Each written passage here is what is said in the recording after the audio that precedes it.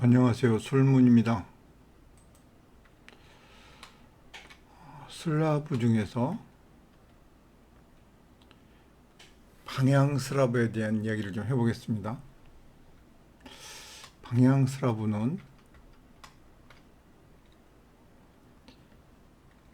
일방향, 이방향이 있고요. 이렇게 단변과 장변의 비가 장변이 단변이 2배가 넘는 경우, 넘지 않는 경우 이렇게 두 가지가 있습니다. 이걸 왜 따져야 되냐면 물량 차이가 꽤 나요. 따지지 않으면. 그래서 실전으로 보면 2배가 넘는지 안 넘는지 알아야 되는데요. 자, 이 경우를 보겠습니다. 길이를 확인할 때 마감에 QAB라는 걸 누르면 이게 4.188이고요. 10.975란 말이죠. 그러면 2배가 넘는 거죠. 이 길이가 단변의 2배가 넘으니까 일방향이 되겠죠. 자, 여기서 이걸 보자고요. 이렇게 X1부터 Y5까지 있는 것들이 보통 이런 철근이라고 했잖아요. 딴 건 별거 아닌데 이게 문제입니다. 이렇게 이거 보고 저희들이 교차배근이라고 하거든요. 슬라브에도 있고 옹벽에도 있습니다. 교차배근 처리는 어떻게 할까요? 상식적으로 교차배근이니까 500을 해서, 그렇죠? 2배로 해서 반씩 나눠야 됩니다. 이쪽을 입력 한번 해보자고요. 그게 이제 이쪽이거든요. 여기를 아까 내가 설명하기 좋게 안 했었는데 좀 해볼게요. X5 13 있습니다.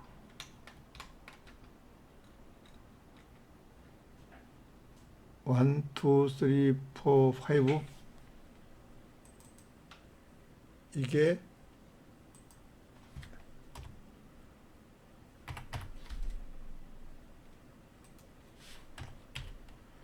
실제 이렇게 된 모습입니다.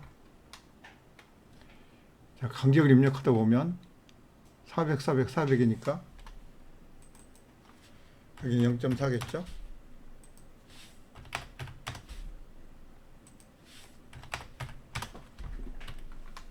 다음에 250, 250입니다. 0.25.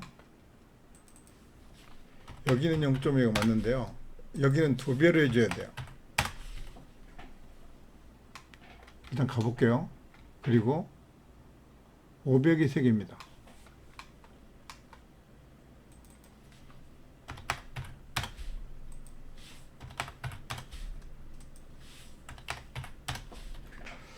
어, 300이겠죠? 300이 2개 있습니다.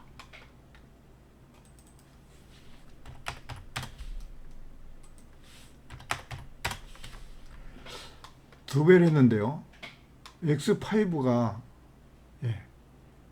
이게 2배가 됐으니까 잘 보세요. 이걸 카피해서 여기를 잡고 이렇게 한번 더 하면 X5가 하나 또 생기는 거죠. 그리고 이 철근이 여기는 10mm, 여기는 13mm가 되면 되는 거죠. 현재는 187을 보면 10mm로 되어 있고요. 10mm는 37인데 여기는 38번이 되는 것입니다. 38 됐겠죠? 그리고 관리해서 423 이렇게 엔터 치면 이게 이제 13이 됐을 거예요. 그렇죠? 그러니까 생각보다 교차배근 처리가 쉽다는 거예요. 이것을 배로 계산해서 쪼개서 그 대신 이곳에 복사를 해주면 된다는 거예요. 이게 지금 복배근이든 뭐든 다 이렇게 됩니다. 복사하는 능력 또는 기능, 이걸 꼭 아셔야 됩니다. 그래야 이 교차배근 처리가 됩니다. 교차배근이 되게 많은 곳이 있거든요. 이것만 하시면 되겠습니다. 또 한 가지 말씀드리고 싶은 거는, 항상 단변, 장변이 있는 곳은 부정형이 되게 많잖아요. 예. 이런 경우에는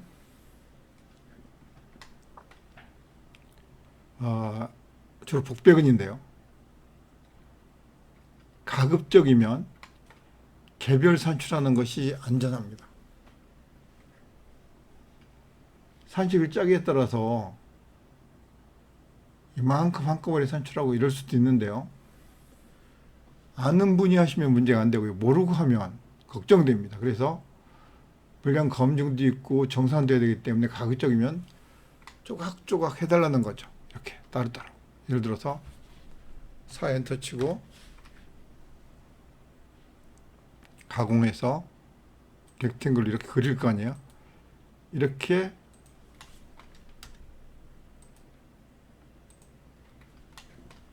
따로따로 이렇게 꼭 해서 산출도 따로따로 해달라는 거예요.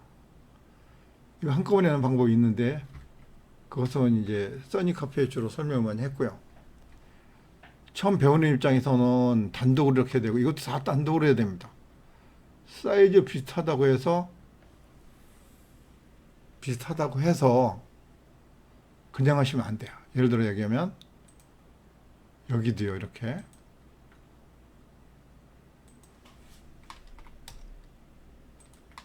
하셔야 된다는 거예요. 따로따로.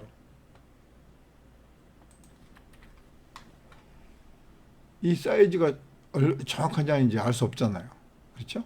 그래서 따로 왜냐하면 이게 비율로 계산하기 때문에 이걸 한꺼번에 한다든지 그러면 난리가 납니다. 예. 아무리 부호가 많아도 가급적이면 슬라브는 쪼개서 산출하라. 가급적이 아니라 정확하게는 쪼개서 산출하는 것이 이것이 요령입니다. 슬라브는 이 점만 조심하면 괜찮은데 이거 잘 모르고 하게 되면 되게 이제 헷갈리게 됩니다.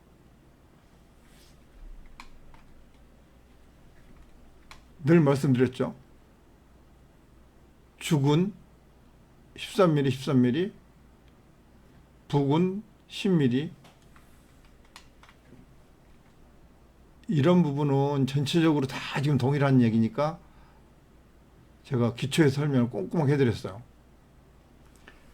콘크리트 거푸집 얘기와 슬랍은 또 필요합니다. 이게 무슨 얘기냐면 잘 보세요. 콘크리트는 별거 아닌데 거푸집이 두 줄입니다. 왜 두 줄로 했냐면 하나는 이 테두리 거푸집 때문에 그런 거예요. 테두리 거푸집을 표시나게 별도로 산출하려고 이렇게 만든 것입니다.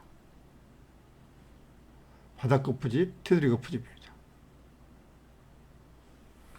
또 한 가지는 공제 구간 있잖아요. 6번으로 해놨는데 슬라브는 공제 구간을 잘 생각하셔야 돼요. 이만큼 공제한다고 가정하면 6번으로 해줘야 된다는 거죠. 이 공제는 복배근의 경우를 얘기하는 것입니다. 요새는 복배근이 굉장히 많더라고요. 예전보다 훨씬 많아졌어요. 적산하기 되게 이제 좋아진 거죠. 슬라브는 이런 점만 고려하면 실패가 별로 없을 거예요. 그리고 슬라브는 이음정착을 너무 꼼꼼하게 따지지 않아도 됩니다. 왜냐하면 기초 같은 경우에는 이게 워낙 두꺼우니까 이 이음정착 물량이 굉장히 많이 들어갑니다. 한 40% 가까이 들어갈 때도 많아요. 슬라브는 전체적으로 봐서 얇으니까요. 정착기가 짧잖아요. 이음은 뭐 그렇다 치고. 그래서 슬라브는 꼼꼼하게 하는 것이 되게 중요합니다. 자, 적산 방식은 제가 많이 설명드렸으니까 이런 것들은 일부러 하지 않아도 되겠죠. 예. 슬라브 생각보다 꼼꼼히 공부하셔야 됩니다. 마무리 해볼까요? 관리, 사공구. 저는 이제 오히려 이걸 먼저 합니다. 다시요. 관리, 사공구.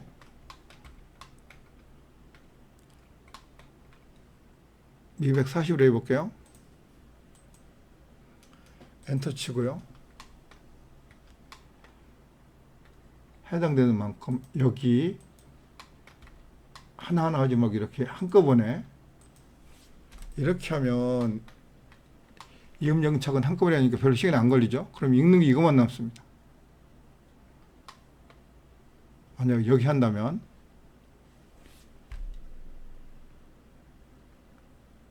(409) 클릭 엔터 이것만 하면 되는 거죠. 공지에만 확인하면 됩니다. 좀 단순하죠. 이쪽도 똑같이 됩니다. (409) 클릭 엔터 클릭 엔터입니다. 자, 이제 연장 길이가 있어요. 역시 이것도 보에서 설명한 거 비슷한데요. 아까 이렇게 세 자리로 된 거는 이음 정착할 때 처리를 같이 해줘야 되는 거예요. 제가 일부러 쪼개서 설명하는 거예요. (409) 아까 했을 때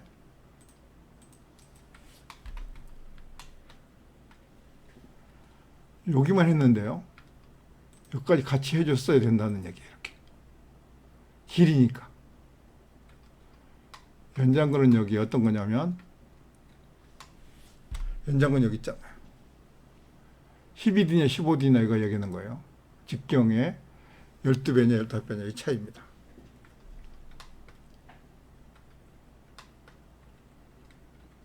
이렇게 쪼개 설명하니까 이해하기 어렵지 않죠? 마무리는 다 우리 알다시피 관리, (409) 다 끝난 다음에 이렇게 해서 이렇게 하면 될 것 같고요. 이렇습니다. 이렇게 해서 여긴 다 숫자만 있어야 되고 여긴 다 숫자만 있어야 됩니다. 따라서 해보십시오. 마치겠습니다.